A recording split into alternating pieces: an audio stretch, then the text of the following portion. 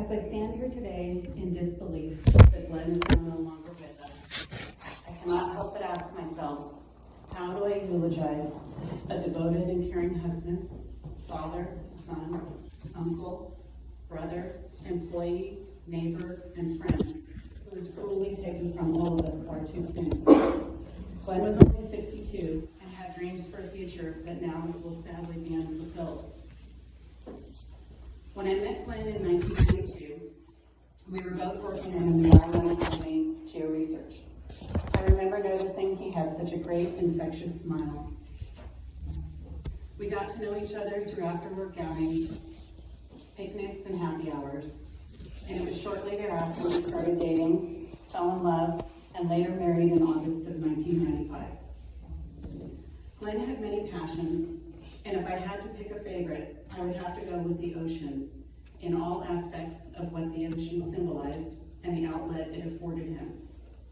In his younger years, he was a junior lifeguard and later developed a love for surfing.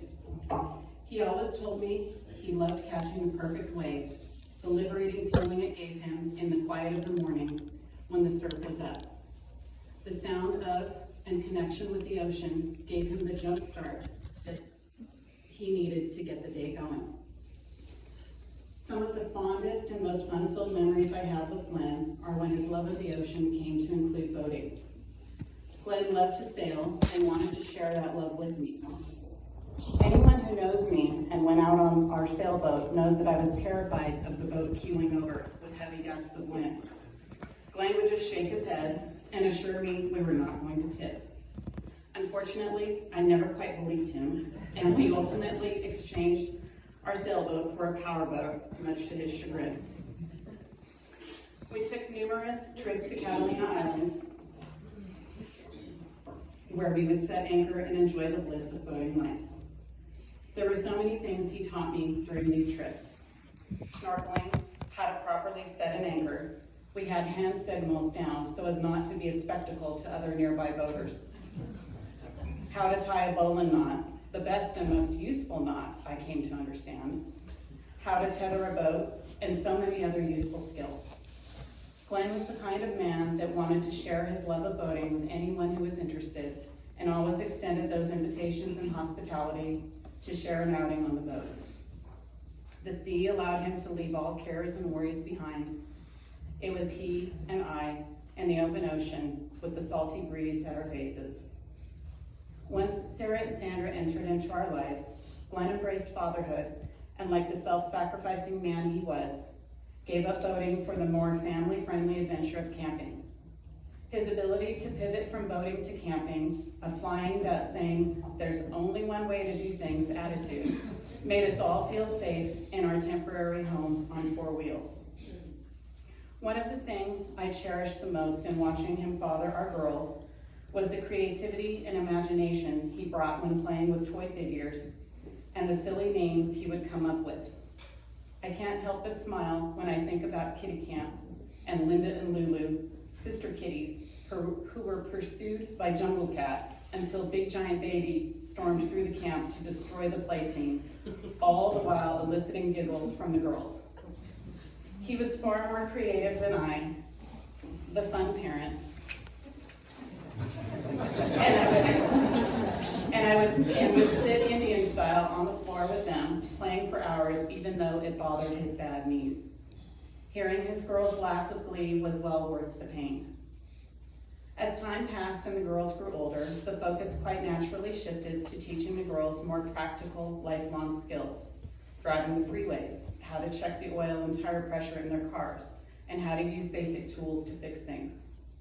Although I do remember him being critical of himself, seeing one of them struggle with a project and commenting that he had failed, not teaching them enough. It was a fine line he had to dance between being too instructional, losing their attention, and not imparting enough of that wealth of knowledge. Looking back, he towed the line well as a man of two teenage daughters could. With friends, co-workers, and family, Glen was a trusted confidant, great mentor, and had the knack for making you feel assured when you're discussing a problem or issue. He helped you feel confident in your decision and thought process, It was one of his many gifts. People would always seek his advice when making an important or big purchase, and he would always say, "Don't cheese out. Get the good one. It's pennies per day." I can hear him as if he were standing next to me right now. I know that as time passes and I move on with the day-to-day running of the household, I'll hear his phrases like, "Measure twice, cut once," and "Read the darn manual, sweetie." I'll miss his booming laugh and that infectious smile. I'll miss the continuation of his quest to make the perfect smoked brisket, the way he tended to the tomato plants in our vegetable garden, and the plans he had for home improvement projects. He was good at so many things. In the last several months of Glen's life, he'd grown so much as a father that he and his girls shared a closeness and special bond for which I know, in my heart, he passed, proud of the accepting, unconditionally loving, forgiving dad he'd become. I know he wishes he had more time with them, more time with me, more time with Tuffy and Fig, more time to pursue his many hobbies, especially to target shoot with all that ammo he'd meticulously reloaded, more time to live life and enjoy retirement. There's a quote from one of Glen's favorite novels, The Cane Mutiny by Herman Wouk, that I feel captures how Glen felt in the last several weeks here with us, that carries a message I know he would like me to share with you all today. Remember this if you can. There is nothing more precious than time. You probably feel you have a measureless supply of it, but you haven't. Wasted hours destroy your life just as surely at the beginning as at the end. Only at the end, it becomes more obvious. Use your time while you have it in making something of yourself. Along those same lines, as I was writing this eulogy, I remembered something he had written recently. In closing, I would like to share with you, in his own words, the last letter Glen wrote, which I feel captures the message he would like to leave us all with.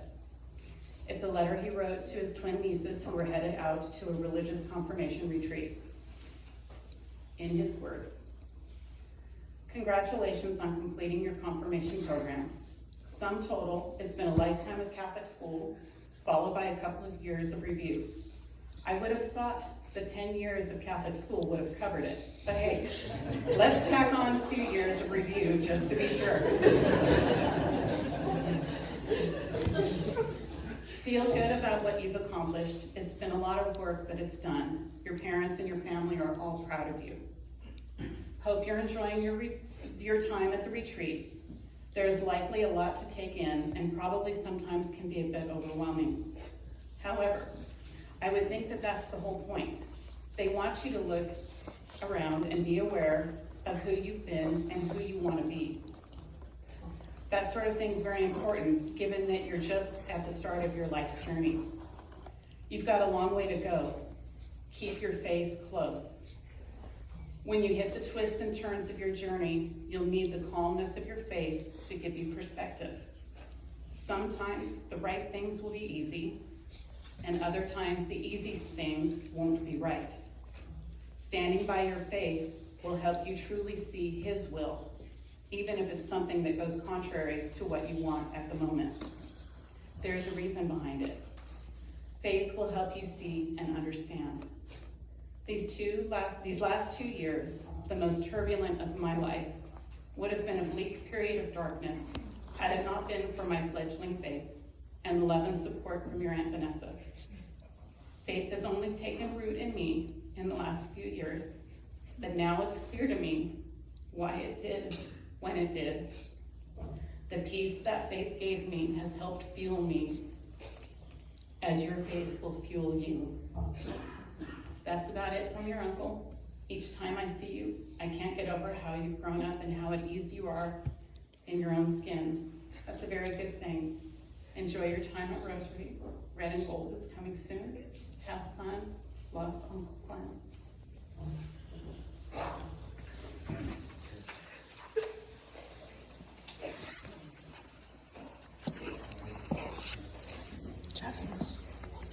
Thank you.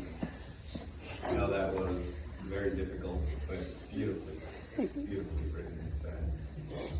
Well, today, family, as I said, this is a day of remembrance. And we continue it in this same